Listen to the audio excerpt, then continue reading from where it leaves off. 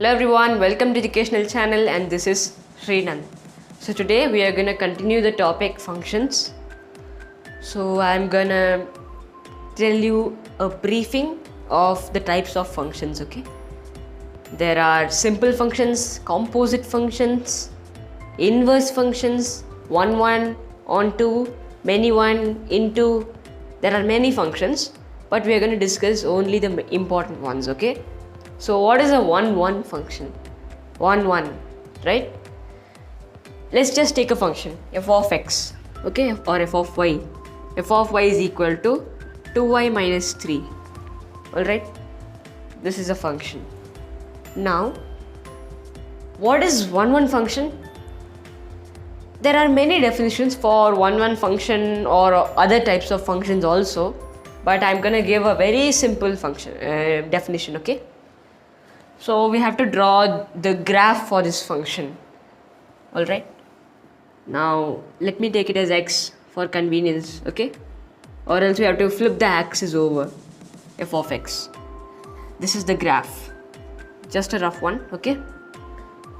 Now this is 0, 1, 2, so on, and up to infinity, positive infinity. Here negative ones, okay? -1, -2, -3, okay? Now here, -1, -2, it will go on like that. It's a number line, right? It contains all real numbers. 1, 2, 3. Now, I am going to substitute x value as 1.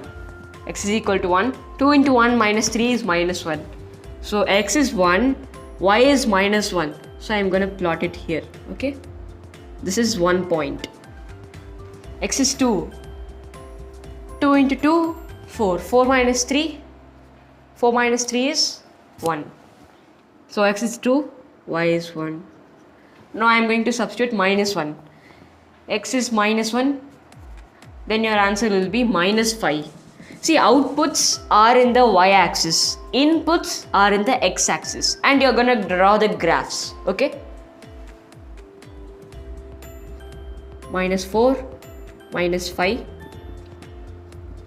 okay? What was that? 2 into -1. So -1 gives you -5. Okay, we have taken 3 points. Now, what I'm going to do is join these points.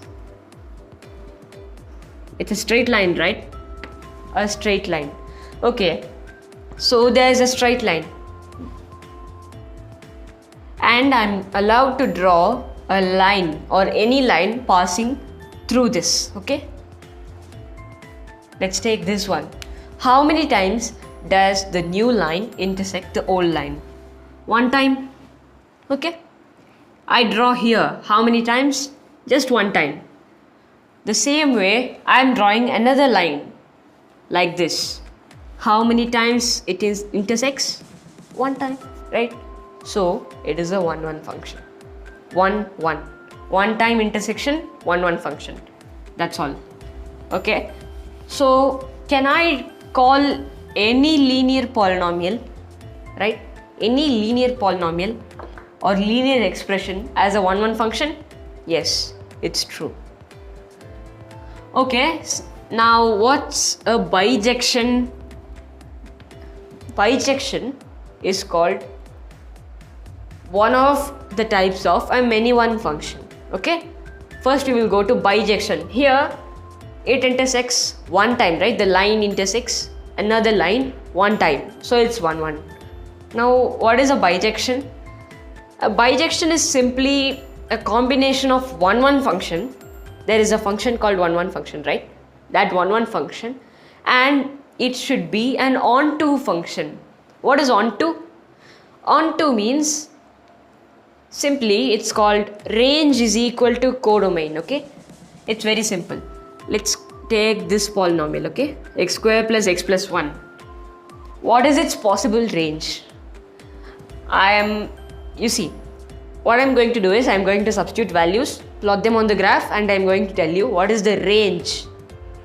See, what is the domain of a function and the range of a function? It's very simple. A domain is what are the values you can put into this? Okay, what are the values you can put into this? And range is the set of all values which will come if you put those inputs. Okay, so will I get a negative integer here or any kind of negative real number? No, because one is positive. X square is always greater than x. That's false. But if you put something here, for example, a fraction 1 by 2 or minus 1 by 2, let's take. Well, minus 1 by 2 is 1 by 4, right? The square. Minus 1 by 2 plus 1. Greater than 0, right?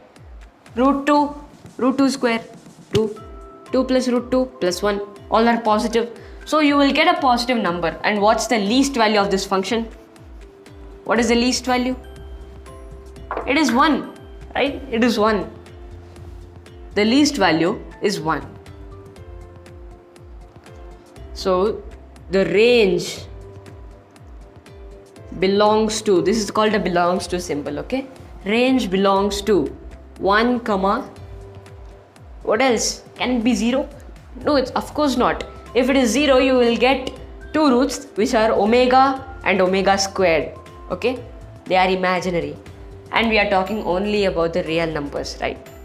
Okay, 1 comma any real number, infinity. See, what is this square bracket and this curved bracket? Square bracket indicates that number is a possible value and it is included in this set. Okay, R, range. Infinity, why it's having this curved bracket? Because you don't know what's infinity. So I'm just putting a curved bracket, okay? This is the range, okay? Now, range is the set of all possible outputs. What is the codomain along with the domain? Codomain is, you have a domain, right? You for any function, you can have any domain, okay? Now for that any domain, you can have any range. But you have something called restricted domain, right? Restricted domain. There is a function f of x is equal to 1 by x. Can I put 0 here? No. So what is my domain? Any real number. R was the shortcut there, but actually R denotes real numbers. Any real number minus what? 0. Minus 0. I can put any real number except 0. So this is the restricted domain. And what will I get if I put any real number except 0? I will get any real number except 0 again, right? Don't talk about the 1 by infinity things because this is something different. We are not dealing with those kind of things, okay? We will deal them in calculus. So this is not required for now. And this has a restricted domain and it has a range, and that is called codomain. The set of all possible outputs and the set of all outputs should be equal, and that is called an onto function, okay? Now we will come back to bijections. So for a function to be a bijection, it should be 1, 1 and onto, or else it should be intersecting at 2 points like a parabola. Now I will give an example. Let's take f of x is equal to x square minus 2x plus 1. Alright. Now tell me, is this a bijection? It is confusing, right? We will deal with these kind of questions later because these are perfect squares.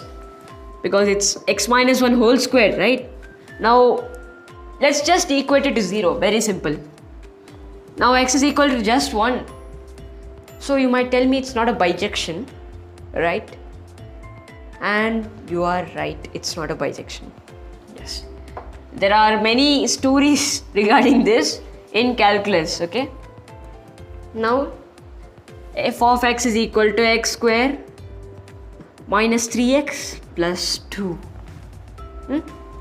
Draw the graph, or else simply you see if this function, what's a bijection? At a particular given output, or okay, at a particular given output, there should be two values which satisfy that, okay? Now if this is equated to 0, x is equal to 1 and x is equal to 2, right? X is equal to 1 and x is equal to 2 for this expression to be 0. 0 is a single value, but its inputs are 2 values. So if I draw the graph, here it's 0, here it's 1, 2. Alright? Now at 1 and 2, it will be like a parabola, right? Intersecting at 2 points. Parabola. And if I draw here, anywhere, 2 points will come, right? 2 points. Except the minimum value, right? Except the minimum value of the parabola. So this is a bijection.